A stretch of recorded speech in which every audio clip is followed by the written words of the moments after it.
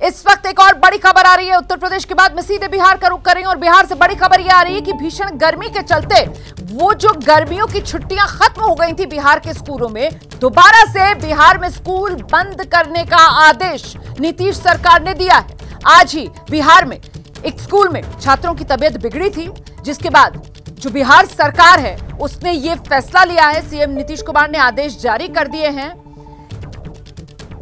School बंद करने का आदेश सीधे नीतीश कुमार की तरफ से लिया गया है। आपको बता दें, इसे इस रूप में देखा जा रहा है कि ये नीतीश कुमार ने एक तरीके से जो शिक्षा विभाग है उसके कार्य में इस रूप में हस्तक्षेप किया है कि बच्चों को परेशानी हो रही थी, बच्चे बीमार पड़ रहे थे। क्योंकि पहले खबर यह आई थी कि बिहार सरकार में जो स्कूलों का टाइमिंग है वो बदल दिया गया है, सुबह 6 से 10 अब स्कूलों का वक्त कर दिया गया है। लेकिन नीतीश कुमार ने हस्तक्षेप करते हुए इस पूरे मामले में अब स्कूलों में छुट्टियों का ऐलान करवा दिया है, स्कूल बंद करने के आदेश जारी कर दिए हैं भीषण गर्मी के चलते।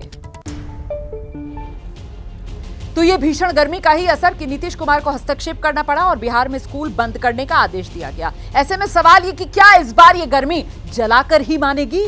क्योंकि आज सुबह बल्कि सीधी दोपहर ऐसा लग रहा था कि हुई है, सुबह नहीं हुई है। देश के कई हिस्सों में तापमान हाफ सेंचुरी लगा चुका है, लेकिन मौसम का गर्माता मिजाज 7वें चरण से पहले राजनीतिक दलों की टेंशन बढ़ा रहा है। क्योंकि एक तरफ इस भीषण गर्मी है जिसमें प्रचार करना मुश्किल हो रहा है और दूसरी तरफ वो मतदाता भी है जो वोट डालने से पहले अब सोच में पड़ता हुआ नजर आ रहा है कि इतनी गर्मी में निकलकर वोट डाले भी या ना डाले, या बेहतर ये कि अपनी सेहत का ख्याल रखे।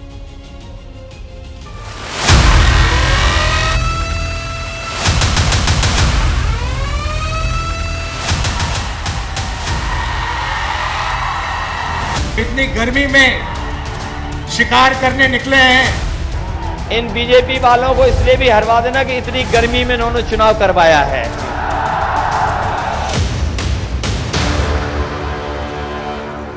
इस गर्मी में पानी बहुत खूब पीजिए, साथ में पानी हमेशा रखिए।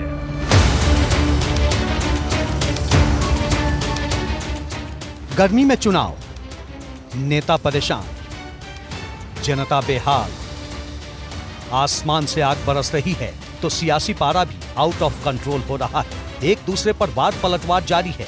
पसीने से लथपथ नेता चुनाव में जीत का आशीर्वाद मांग रहे हैं। प्रधानमंत्री मोदी लगातार अपनी सभाओं में गर्मी से बचने की अपील कर रहे हैं। सबसे पहले मैं यही कहूंगा, इस गर्मी में अपने स्वास्थ्य का ध्यान जरूर रखिए। आपको ज्यादा से ज्यादा लोगों के घरों में जाना होता है, गांवों में जाना होता है, बूथ पर जाना होता है, और इसलिए मेरा एक सुझाव है, कितना ही काम करिए लेकिन पानी बहुत खूब पीजिए, साथ में पानी हमेशा रखिए और कभी भी बिना खाए घर से निकले नहीं। मेरा लंबे समय का अनुभव है, इसलिए मेरी सलाह आपको जरूर काम आएगी। गर्मी के साथ साथ सियासी तपन भी अपने चरम पर है। 80 सीटों वाले उत्तर प्रदेश में विपक्ष के सबसे बड़े चेहरे अखिलेश यादव को सुनिए। बूथ पे पहुंचोगे? एक बात और मैं कहना चाहता हूं, इन बीजेपी वालों को इसलिए भी हरवा देना कि इतनी गर्मी में इन्होंने चुनाव करवाया है। बताओ, आपको हमें सबको परेशान कर रहे हैं कि नहीं कर रहे हैं? इंडिया अलायंस वाले बब्बर शेर, टाइगर, जो इतनी गर्मी में शिकार करने निकले हैं,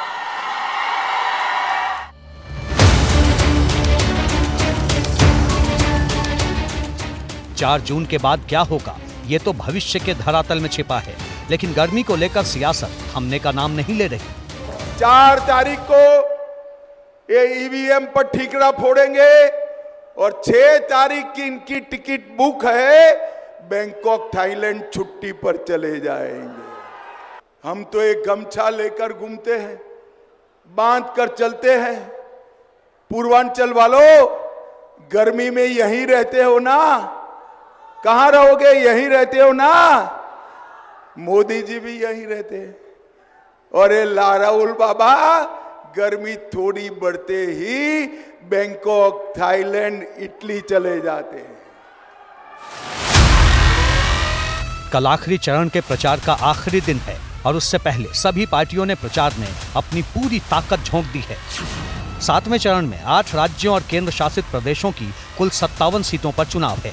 इन 57 सीटों में से कई ऐसी सीटें हैं जहां इस वक्त तापमान डराने वाला है।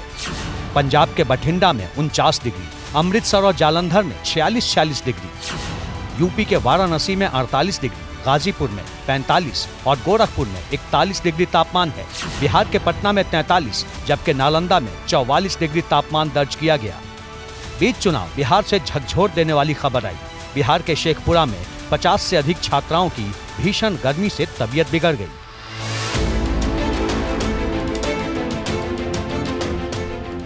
गर्मी में स्कूल खोलने से नाराज लोग सड़क पर उतर आए।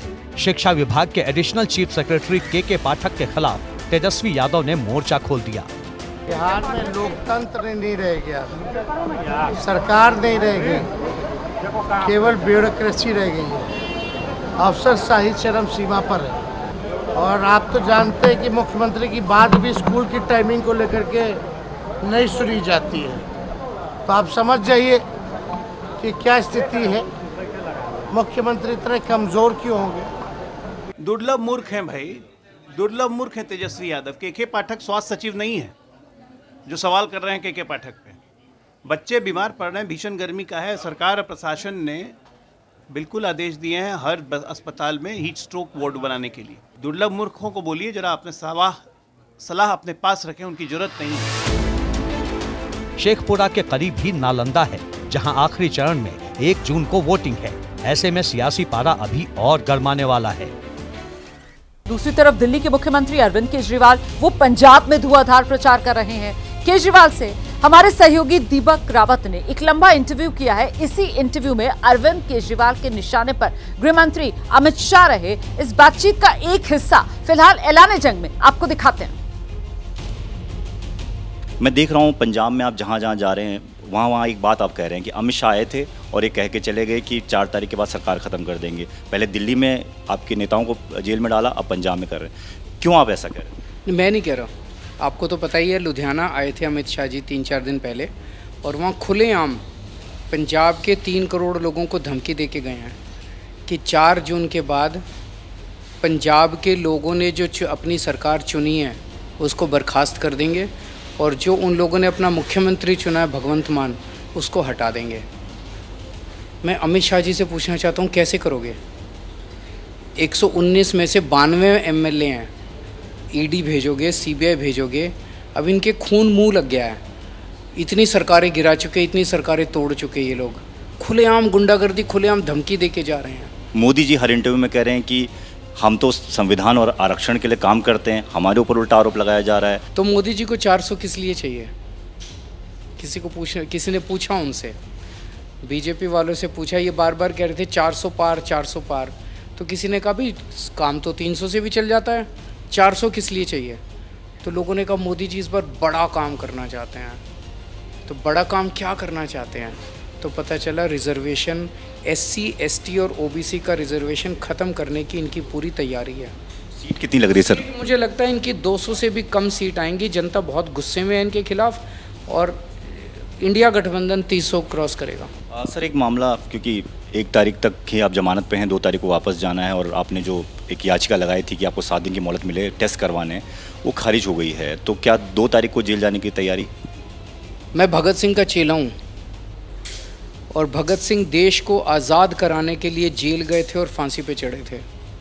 मैं देश को बचाने के लिए जेल जा रहा हूँ। और दूसरी तरफ कांग्रेस महासचिव हैं प्रियंका गांधी। हिमाचल प्रदेश में वो भी जमकर चुनाव प्रचार कर रही हैं। प्रियंका से हमारे सहयोगी जैनेंद्र ने खास बातचीत की।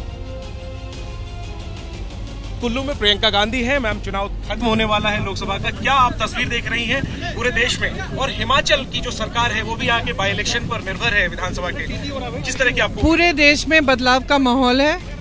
जनता ऊब चुकी है भाजपा की राजनीति से, और ख़ास तौर से हिमाचल में जो इन्होंने किया, जो सरकार को गिराने की इनकी कोशिश रही धन बल से, जो जनता ने सरकार चुनी थी, उससे इनका बहुत नुकसान हुआ है। जनता को ये पसंद नहीं है।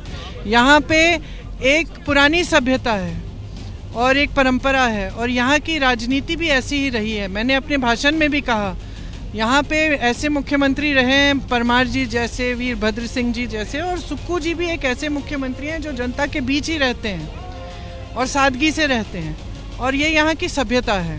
तो इसको आपने इस पर इतना बड़ा आक्रमण किया, और वो भी धन बल से। आप चोरों की तरह विधायकों को गाड़ी में बिठाकर बीच रात में हेलीकॉप्टर से इधर उधर ले जा रहे हैं, और सरकार गिरी नहीं, क्योंकि हमारे लोग दृढ़ रहे, हमारे लोग मजबूत रहे।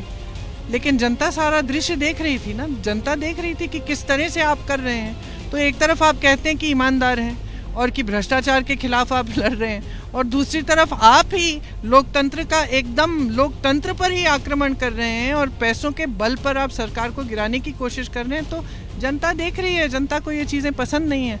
और सबसे बड़ी चीज़ तो यही है इस चुनाव में कि जनता बार बार कह रही है बेरोजगारी, महंगाई के बारे में बात करिए। हमारे मुख्य जो मुद्दे हैं, जो किसान के जो समस्याएं हैं, जो मजदूरों की हैं, जो मिडिल क्लास की हैं, इसके बारे में बात करिए।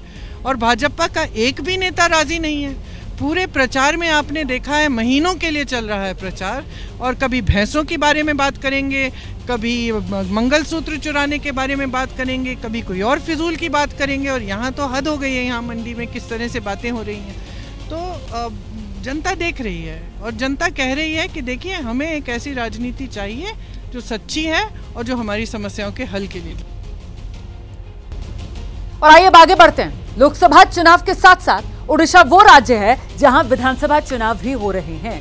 उड़ीसा में मुख्यमंत्री है नवीन पटनायक, और उनकी सेहत अब इस चुनाव में मुद्दा बनती जा रही है। मंगलवार को एक वीडियो वायरल हुआ था जिसमें नवीन पटनायक के हाथ कांपते हुए नजर आ रहे थे जिस समय वो मंच से भाषण दे रहे थे। और अब उसी वीडियो को लेकर आज प्रधानमंत्री नरेंद्र मोदी ने न सिर्फ नवीन पटनायक के स्वास्थ्य को लेकर चिंता जताई, बल्कि कहीं ना कहीं क्या इसके पीछे कोई साजिश है, इसकी आशंका भी जता दी। सोशल मीडिया पर ओडिशा के सीएम नवीन पटनायक की ये तस्वीरें वायरल हैं। इस वीडियो में मंच से प्रचार के दौरान नवीन पटनायक का हाथ हिल रहा है और उनके पीछे खड़े उनके करीबी वीके पांडेयन उनका हाथ कैमरे से छिपाने की कोशिश कर रहे हैं। और इन्हीं तस्वीरों के सामने आने के बाद आज प्रधानमंत्री नरेंद्र मोदी ने ओडिशा के मयूरभंज की रैली में सवाल उठा दिया और पूछा कि अचानक नवीन बाबू की तबीयत इतनी बिगड़ने के पीछे क्या कोई साजिश है। नवीन बाबू के सभी शुभचिंतक बहुत चिंता में है। पिछले एक साल में अचानक नवीन बाबू की तबीयत इतनी कैसे बिगड़ गई। सवाल ये कि नवीन बाबू की तबीयत खराब होने के पीछे क्या कोई षड्यंत्र है क्या। नवीन पटनायक के इस वायरल वीडियो को लेकर असम के सीएम और बीजेपी नेता हेमंत बिस्व शर्मा तो सीधे तौर पर वीके पांडेयन का नाम लेकर उन पर सवाल उठा रहे हैं। हमारा हाथ जो भी है हेल्थ इश्यू सबका होता है, कोई बड़ा बात नहीं है। जेंटली नहीं, ऐसे पकड़ के आगे करो पीछे करो, दो बार प्रधानमंत्री जी और राष्ट्रपति महोदया या कोई भी बड़ा व्यक्ति का साथ जो एसपीजी होते हैं ना, आंखों हिला के, और ऐसे नवीन बाबू को देखते हैं। बीजेडी का लोगों को संज्ञान में लेना चाहिए कि मेरा मुख्यमंत्री को कितना आप अपमान करें। वीके पांडेयन पहले ओडिशा में आईएएस अधिकारी थे। पिछले साल ही वो बीजू जनता दल में शामिल हुए। अभी वो सीएम नवीन पटनायक के सलाहकार हैं और एक तरह से पूरी पार्टी का कंट्रोल उन्हीं के हाथ में है। 2011 में वीके पांडेयन सीएम नवीन पटनायक के निजी सचिव बने। इससे पहले 10 साल तक अलग अलग जिलों में डिप्टी कलेक्टर और कलेक्टर रहे। पिछले साल नवंबर में नौकरी छोड़कर सक्रिय राजनीति में उतर गए। अभी उन्हें प्रदेश में कैबिनेट मंत्री का दर्जा मिला हुआ है। वीके पांडेयन पर पार्टी और नवीन पटनायक को कंट्रोल करने के आरोप पहले से लगते रहे। पीएम मोदी ने आज कहा कि बीजेपी की सरकार बनी तो जांच कराएंगे कि नवीन बाबू की तबीयत अचानक क्यों खराब हुई। उड़ीसा में भाजपा सरकार का विजय होने के बाद हमारी सरकार उड़ीसा की भाजपा सरकार एक स्पेशल कमेटी का गठन करेगी और ये जांच करेगी कि अचानक नवीन बाबू की तबीयत क्यों गिरती जा रही है, उनकी तबीयत के साथ ये क्या हो रहा है, सारे तथ्य खोज करके निकाले जाएंगे। सोशल मीडिया पर एक और नया वीडियो वायरल हो रहा है। इसमें नवीन बाबू कुर्सी पर बैठे हैं और एक कार्यकर्ता पैर छू रहा है तो पीछे से वीके पांडेयन अपना पैर भी आगे करते दिख रहे हैं। बीजेपी ने इस वीडियो को भी मुद्दा बना दिया है। वैसे पांडेयन बीजेपी के आरोपों को गलत बताते हुए कह रहे हैं कि ओडिशा में भूमिपुत्रों की सरकार ही बनेगी। I think 9th June itself, Bhumiputra will only take over. The one he speaks not just Odia, but lives in the hearts of people of Odisha. He will be the chief minister. Odisha में लोकसभा के साथ ही विधानसभा के चुनाव हो रहे हैं। 1 जून को आखिरी दौर की वोटिंग है। 78 साल के नवीन पटनायक साल 2000 से ओडिशा के सीएम हैं। और अब इस वक्त की बड़ी खबर आपको बता देते हैं। नवीन पटनायक ने प्रधानमंत्री नरेंद्र मोदी के बयान को लेकर उन पर पलटवार किया है। नवीन पटनायक कह रहे हैं बीजेपी नेता 10 साल से देश को गुमराह कर रहे हैं, झूठ बोल रहे हैं। अगर इतनी ही स्वास्थ्य की चिंता तो फोन पर बात कर लेते। ये पलटवार जो नवीन पटनायक की तरफ से किया गया है।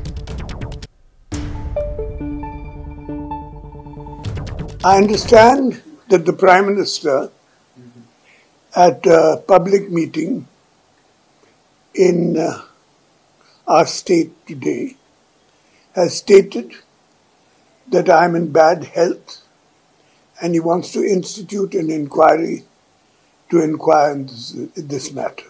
There are a number of people of the Bharatiya Janata Party from Odisha and Delhi who have been spreading this rumor about my health for the last 10 years. Let me assure the Prime Minister that I am in perfect health